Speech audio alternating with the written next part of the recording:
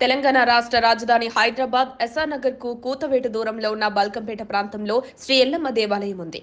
ఈ దేవాలయం 700 సంవత్సరాల క్రితం స్వయంభూమూర్తిగా అమ్మవారు వెలిసిందని ఇక్కడి గ్రామ ప్రజలు చెబుతారు. ఒకసారి ఆలయ చరిత్రను చూద్దాం. దాదాపు 700 ఏళ్ల క్రితం హైదరాబాద్ నగరం ఏర్పడకముందు బల్కంపేట గ్రామం చుట్టూ ఉన్న పంట పొలాలతో ఒక చిన్న గ్రామంగా ఉండేది.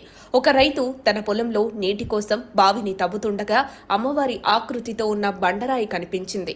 అంతటితో బావిని తవ్వడం ఆపి భక్తితో ఆ విగ్రహాన్ని ఒడ్డుకు చేర్చాలని ఎంత ప్రయత్నించినా కదలకపోవడంతో బల్కంపేట గ్రామంలోకి వెళ్లి జనాన్ని తీసుకొచ్చాడు.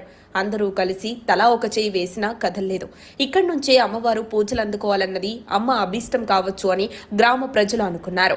దైవ నిర్ణయాన్ని కాదనడానికి మనం ఎవరమని శివసత్తులు ఇచ్చిన సలహాతో మూల విరాట్టును బావి లోపలే ఉంచి ఒడ్డున నిలబడే పూజలు నిర్వహించేవారు. కొంతకాలానికే శ్రీ రేణుక ఎల్లమ్మ మహిమలు చుట్టుపక్కల ప్రాంతాలకు విస్తరించడంతో ఓ చిన్న ఆలయం వెలిసింది. రాజా శివరాజ్ బహదూర్ అనే సంస్థానాధీశుడి హయాంలో బెహులుఖాన్ గూడాగా పిలువబడే ఈ ప్రాంతం తర్వాతి కాలంలో రాను రాను బల్కంపేటగా మారిపోయింది.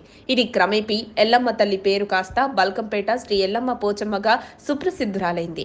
1919లో దేవాలయ నిర్మాణం జరిగింది. అమ్మవారు స్వయంభూమూర్తిగా అమ్మవారి శిరస్సు భాగం వెనుక నుంచి నిత్యం జలధార ప్రవహిస్తూ ఉంటుంది. ఆ పవిత్ర జలాన్ని భక్తజనం మహాతీర్థంగా స్వీకరిస్తారు.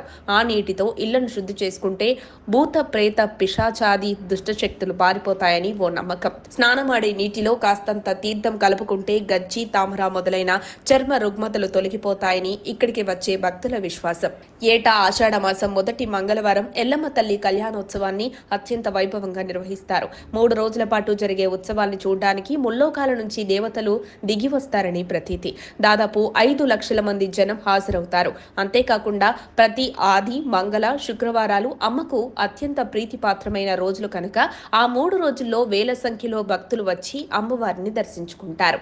శ్రీ ఎల్లమ్మ దేవాలయంలో నిత్యం అమ్మవారి స్వయంభూమూర్తికి తెల్లవారుజామున 5 గంటలకు అభిషేకం జరుగుతుంది. అభిషేకం అనంతరం అమ్మవారికి పసుపుతో అలంకరిస్తారు. అమ్మవారికి భక్తులిచ్చిన చీరలు, పూలు, పళ్ళు నిండుగా అలంకరిస్తారు.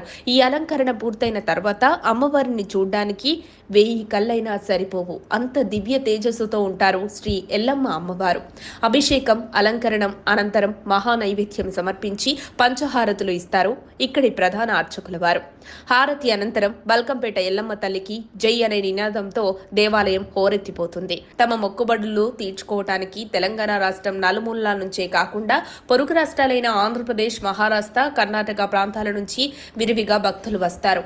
అమ్మవారి దర్శనం తదుపరి తీర్థ ప్రసాదాలు తీసుకుని వెళతారు. శ్రీ ఎల్లమ్మ దేవాలయంలో పులిహోర, బెల్లం లడ్డు, మినప మిరియాల చెక్క ఎంతో ప్రసిద్ధి.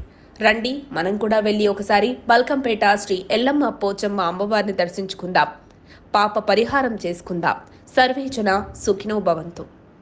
మరిన్ని అప్డేట్స్ కోసం మా కాయ్ టీవీని సబ్స్క్రైబ్ చేసుకోండి. మా వీడియో కనుక మీకు నచ్చినట్లయితే లైక్ చేయండి, షేర్ చేయండి. మీ విలువైన అభిప్రాయాలను కామెంట్ బాక్స్లో తెలియజేయండి.